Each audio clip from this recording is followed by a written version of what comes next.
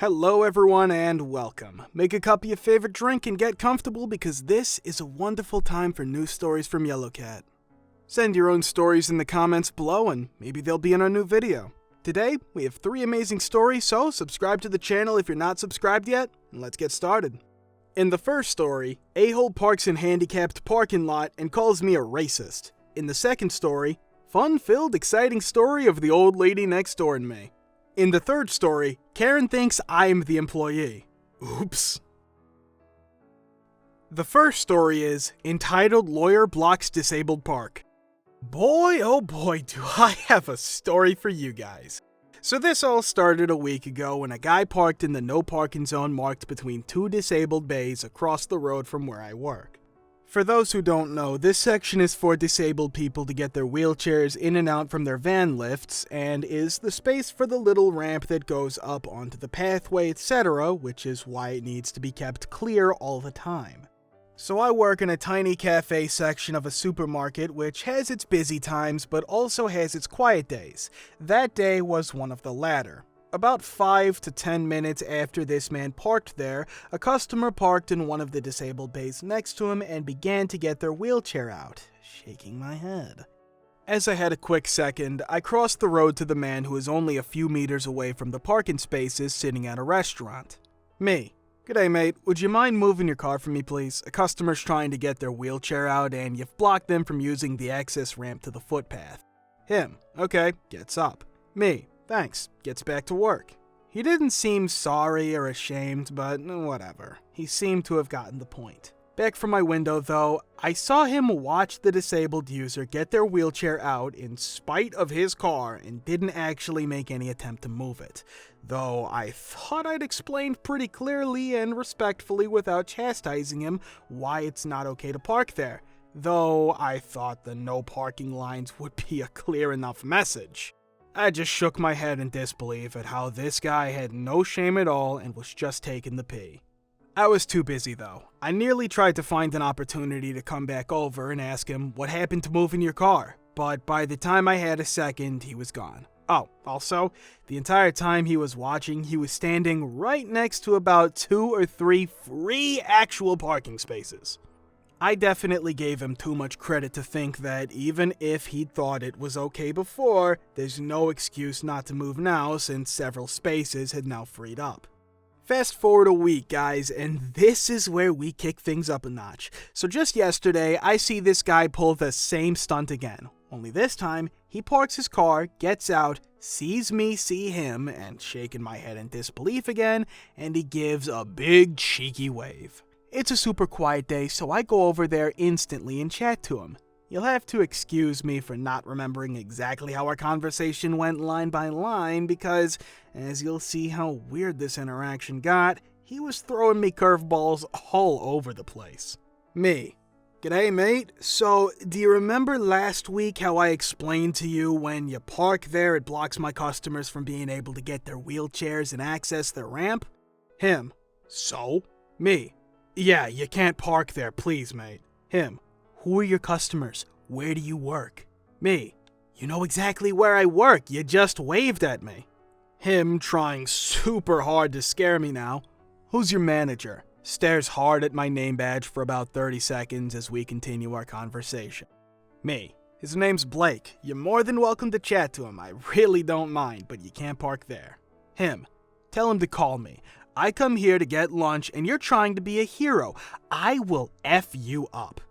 I genuinely found this to be hilarious as he was a good 15 centimeters or so shorter than me and didn't seem like he knew much about fighting. Not to mention, he was nowhere near level-headed enough for a fight now. Me standing my ground. Why are you being rude, mate? Him. I'm not being rude. That's a loading zone. People are allowed to park there. Me. No, it's not. It's no parking, and you're not loading anything anyway. Whatever, I've got a job to get back to. Walks back across the road. So old mate decides to follow me into the supermarket and begins to call me a racist. He's Indian, and that I'm just jealous because he was driving a Mercedes. I didn't know or care. I genuinely thought it was a BMW. And that's why you work in a coffee shop. To which I said, feel better? Both he and I walk over to my colleague at the same time and ask my colleague to call blank, the store manager. My colleague realizes something serious is going on and promptly gets the manager, and I walk back over to my little cafe section with my new friend back in tow. Still getting personal with the insults, and I just stand there knowing it has nothing to do with me.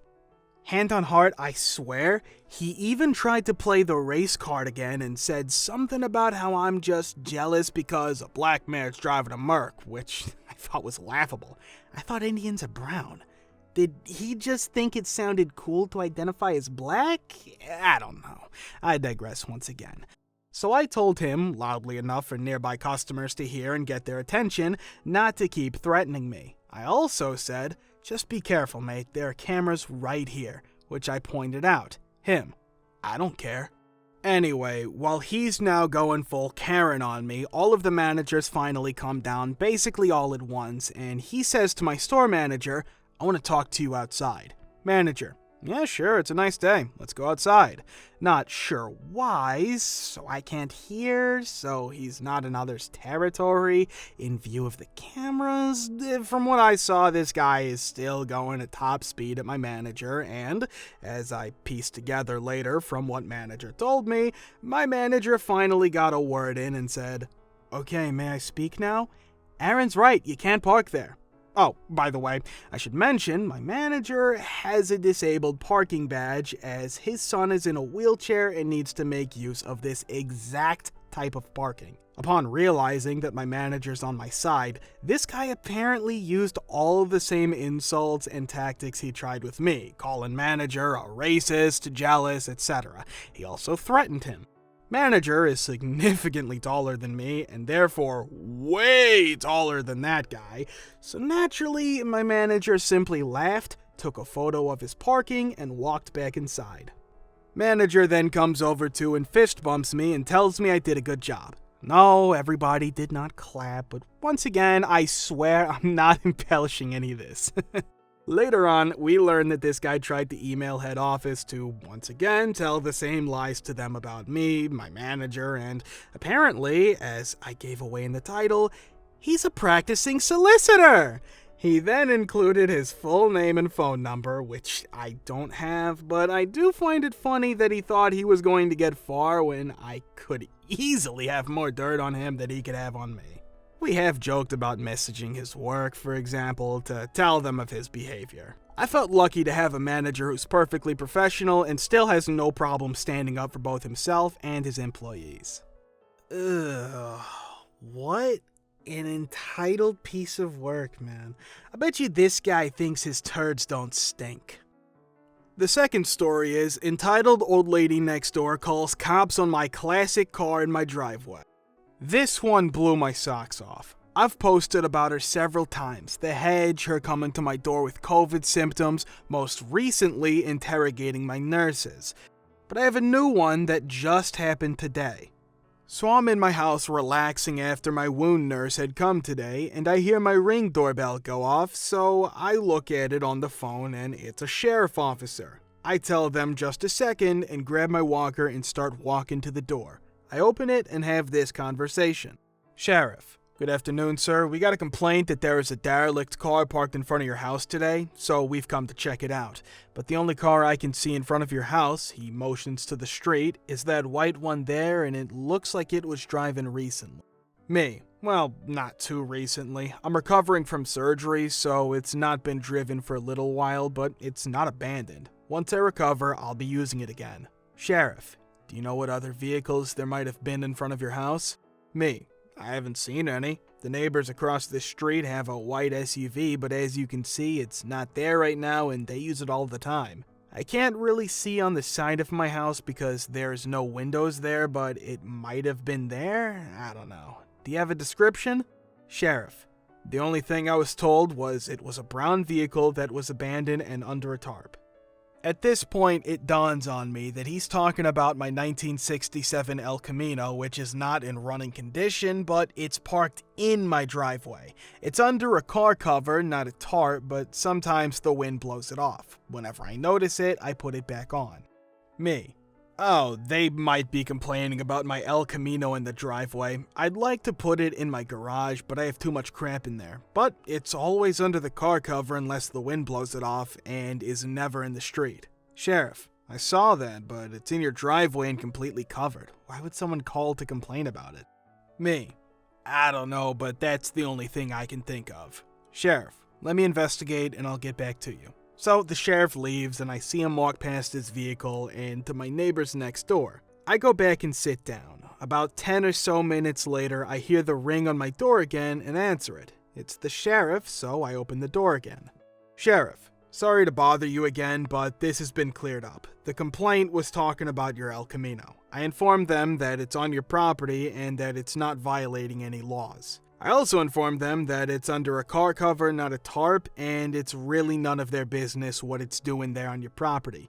There is no law here in the county that you can't have a project car in your driveway. Me. I'm guessing the person who complained was named next door. Sheriff. I can't actually tell you who complained, but it sounds like you've had some issues with your next door neighbor in the past, and if this sounds like it would be her, then the odds are you would probably be correct. He grinned at me. Hope you have a good evening. Me. Thank you, sir. The funny thing about this is she can't even see the car from her house. It's not that tall, and the hedge she so loves is way above the car. The only way she can see it is if she walks in front of my house past the hedge. She is just way too much of a busybody and annoying neighbor. It sounds like there's a lot going on between OP and the neighbor, but I mean, come on. You don't trash on an El Camino. What's wrong with you? The third story. Do you know who I am? In college, I worked for a small catering company that was started by a guy who was barely much older than college age himself, no more than early 30s. All of us that worked for him were college age or just over as well, so it was a young-looking crew in general.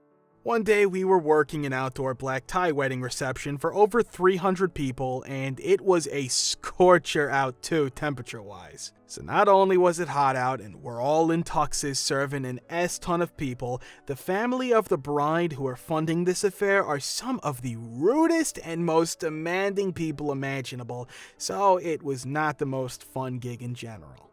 Well, one of the aunts on the brides turned out to be the rudest of the bunch and kept trying to pull the "I'm related to the bride, so gimme" act, even though she wasn't even in the effing wedding party, and was just making the lives of any one of us who came in contact with her even more of a living H than what we were experiencing, including the owner of the company who was lead bartender at the main bar. Now that point is key because by some grace of whatever higher power / force / fate / kismet or whatever you call it, I was also working that same bar, which gave me the opportunity to bear witness to the most beautifully constructed instance of comeuppance to which I had ever seen to that point, and don't expect to ever see it bettered again. The nightmare bee aunt is in young Bossman's bar line and loudly complaining the whole time how long it's taken and she shouldn't even have to be waiting in line anyway because she's whatever the bride's name's on, blah blah blah, just making a huge stink. When she got up to the head of the line to place her order, she said something along the lines of how slow and ineffectual he was, to which he responded something along the lines of, "We're going as fast as we can here. Here's your drink. Have a nice evening." Through gritted teeth, I'm sure, which led her into the following diatribe. "That's because you're nothing but a bunch of dumb A kids. Don't you have any adults back there working this wedding? I want to talk to your manager or the owner or someone who's an adult who can get you out of here and get the job done right." To which a huge S.A. Eaton grin washed over his face as he replied, "Hi, my name, his name. I am the owner of this catering company. Please note that if you would like for me to go, then this reception will have no food or beverages or bar service."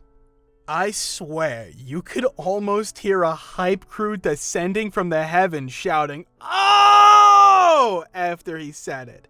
It was a moment of transcendence I don't think I'll ever experience again.